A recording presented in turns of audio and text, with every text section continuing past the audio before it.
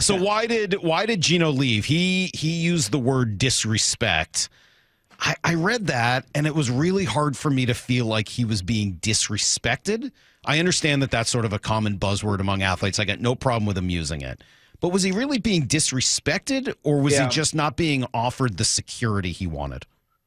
Yeah, I mean, I think, I think that word can be a little bit of a moving target sometimes, Mike. And I think that's sort of what you're getting at, right? Like, I think, he felt like he had earned the right to have some security, and he had to go year to year for like 5 years in a row, something like that, right? Like where he was on 1-year deals year after year after year.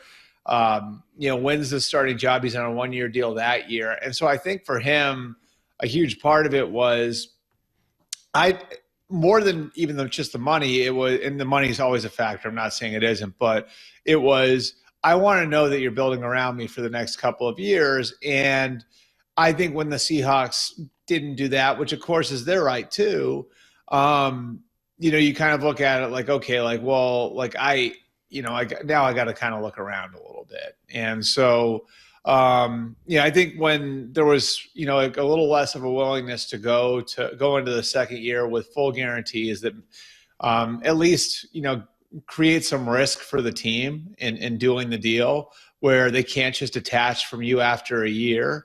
I think that's when Geno knew maybe the writing's on the wall and maybe I'll be somewhere else in 2025. And look, like that's something we talked about during the year too, right? Like that Geno was going to look for some security after the season, which obviously, he didn't get what he was looking for in that department from the Seahawks. Bert, everybody I think points to Pete Carroll coming back into the league and this, because of that, this being able to come to fruition. I'm curious how big of a factor Sam Darnold not being franchised by Minnesota actually was. Had he been franchised and not available, could the Seahawks have pivoted this way? I mean, look, like the Seahawks didn't have to do anything. You know what I mean? Like, I mean, ultimately, like it takes two to tango on a contract, but they still had a year of term left on Geno's deal. So, like, I don't think like that John Schneider and Mike McDonald are going out into the quarterbacking wilderness in a year that's not very good at the position without a very high pick. Sam had been franchised and he was not available. Yep.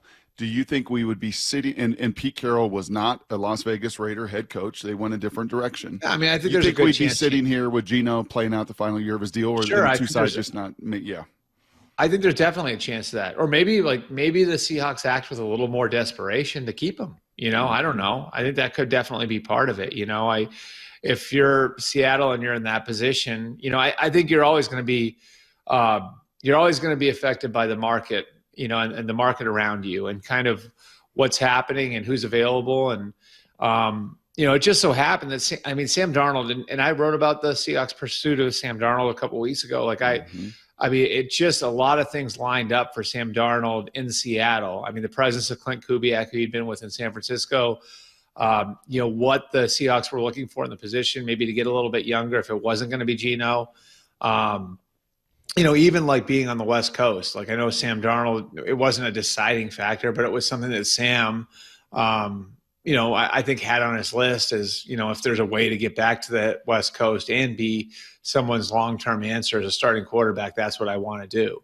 And it's two guys at different points of their career too. Like Sam just wanted to be in a place where you're going to give me a shot to have some runway to be the starting quarterback there for the next few years. Whereas Geno is sort of at that point a couple of years ago, and now wanted the security of knowing I'm going to be your starting quarterback for the next few years. What was the tone? I mean, we get to read the quotes from Geno and read sort of your story around it, but as you were talking to him and doing the interview, what was the tone?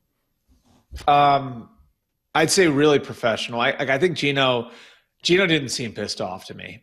You know what I mean? Like I think Geno's gotten knocked around enough as an NFL player and sort of been to the bottom, and fighting for his spot in the league period, for a couple of years there where like he has a very good, firsthand understanding of the business side of football. And so I don't think any of it, Mike, was like, screw the Seahawks for not giving me the deal. It was just, here's what I'm looking for. And if you can't give it to me, well then, and again, like the word respect makes it sound more personal, but I didn't get the sense that like, he was overly pissed off with John Schneider or Mike McDonald. In fact, like he said he enjoyed playing for Mike last year. You know what I mean? Like I just think this was like two parties that were in different positions, where the Seahawks, at least contractually, didn't want to break their precedents and wanted to go forward, on a little bit more of a year-to-year basis.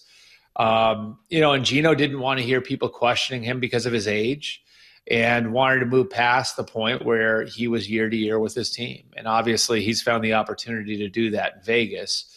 The raw dollars aren't even that different. You know what I mean? Like that's the interesting part about it. But he does have a pretty sizable guarantee in the second year of the deal in Vegas, which I think made all the difference in the world for him. And of course, the presence of Pete there is huge too. Yeah, and that's kind of the intriguing part of it is Sam doesn't have, like it's not as if the Seahawks gave Sam another $30 million guarantee the second year, right? In many ways, he's kind of on the deal that Geno was on for 3 years in Seattle. Am I reading that correctly? Yeah, I mean, Sam does have like a relatively significant guarantee, and the offsets are in there. But I know, like there's an escape hatch, if that's what you're asking. Yes. Like, yeah, they are in a position where they could bail out of the Sam Darnold deal after a year. Sam's in a little bit of a different spot where it's just like, all right, he has this great year he had with Minnesota. And, I think, one thing that's like a little bit of a motivator for him is a lot of people questioning, well, was it Kevin O'Connell? Was it being able to throw to Jordan Addison, Justin Jefferson, TJ Hawkins? And was it, all these different things that were right for him in Minnesota? But I think that made it so, like for Sam, it's more, I'm okay proving it. You know what I mean? I'm 28 years old. I'm okay going in and proving it and fighting to hold on to the job and proving that I can be the Seahawks quarterback for the next 5 to 10 years, right? Mm-hmm. Where you can understand psychologically for Geno, he's already done that. You know what I mean? Like he already went through that. So, at the stage of career that he's at, it's more, can I get to a place where I know I'm going to be the starting quarterback for the next couple of years and I can lead the building as such? Wow. And, for Pete, the payoff is Geno knows exactly what Pete's looking for in building that program, right? Mm-hmm. And Geno's like you've talked to Geno, right, guys? Like he's like an evangelist for Pete Carroll, so Pete, has now this guy in the building that's going to legitimately be a torchbearer for his program, which I think is the other side of that equation. Wouldn't say we've talked to Geno a lot. He blocked me on Twitter. I don't say he really doesn't come on the show. So I wouldn't say we talked to him. You got blocked? Yeah. I made the unforgivable sin of saying that he wasn't sensitive an to elite it franchise all. quarterback. And hey, so, Bert, Salk's not sensitive to it at all. It's really sad. Not sensitive. You'll probably get blocked soon too. I wouldn't worry about it. He's kind of a sensitive guy. The other side of this is, and just quickly, last thing on Pete, and then we'll see if we can move on. This quote from Geno: "I would call Pete when I got frustrated. He talked me through things. He still coached me, and I think that's what makes him such a special man, is that he was coaching me even when he wasn't my head coach," which is great. It's like vintage Pete. I love it. Yeah. Do you think that while all of that coaching was going on, do you think there was any conversation of, I wonder what happens next year if I get back into the league as a head coach? Maybe we could, work together again? Well, I do know you guys talk to Pete. I can see that we do. Yes. Yeah. Yeah. So we got I a think much you better guys relationship there. I think you guys know, that wasn't so much a voluntary exit from Seattle last year. Right. And that Pete still felt like he had a lot left to give. I don't think Pete was I don't think Pete was ever on the maybe I'll coach, maybe I won't thing. I think he was always locked in. I want to coach next year. You know what I mean? And I people who are around him will tell you he did something similar to that year he was out after he got fired from the Patriots, where he looked at his program and here's how I'm going to do it the next time, all of that. So, I mean, it's hard for me logically to believe that conversation didn't happen. You know what I mean? If Pete is sitting there and saying this is how I'm going to do it next year, and they're talking throughout the year, I mean, I think that would have to naturally come up in conversation, because this probably wasn't just all one way, Pete being, Pete putting Geno on the couch, and saying like, okay, like I'm gonna help you through this. Like there had to be, some back and forth there. Like, hey Pete, how you doing? What are you thinking? So I would think like it would naturally come up in conversation, and yeah, I mean, like it logically makes sense, like that conversation would happen. And I mean, like, it's kind of interesting. The one thing I did think about, like when I was talking to him through it, was like I was kind of like, and when I was writing it, I was like, you kind of wonder if you're like what it would feel like to be Mike McDonald in that situation too. You know what I mean? When you hear this stuff and hear that like your quarterback was talking to the head coach who you replaced, it's kind of a weird, different dynamic that I think, like, obviously in most cases doesn't arise, because most times when NFL coaches get fired or leave, they're going to another NFL team, and these sorts of conversations would constitute tampering. But obviously in this case it did. Mm-hmm. Bert, we love talking to you for a multitude of reasons, but I think specifically because you have such a global view of the league. Right, Mike and I do this every morning, and we are so hyper-focused on so many things, Seahawks and all these guys and all the stories behind it. You get a little more global view, and I think we asked you this a month ago or so when we chatted with you about DK and everything, and that is the exit. That's the off-ramp. That's the endings for these guys in the league. There was a bunch of folks responding to me on social realms yesterday, like, I'm not happy with the Seahawks, the way they handle this. There's the other side of it's like, this is just the business of it. Just globally, just big picture, 31 other teams. Anybody else do the ending better with their players as they exit, as they move on, as they cut them, as they trade them? Or are the Seahawks pretty fair in that whole deal from your perspective? Yeah, I would say they're really fair. I mean, I think, like, you look at the DK thing, that thing could have gotten very, very ugly. And you guys know how these things work with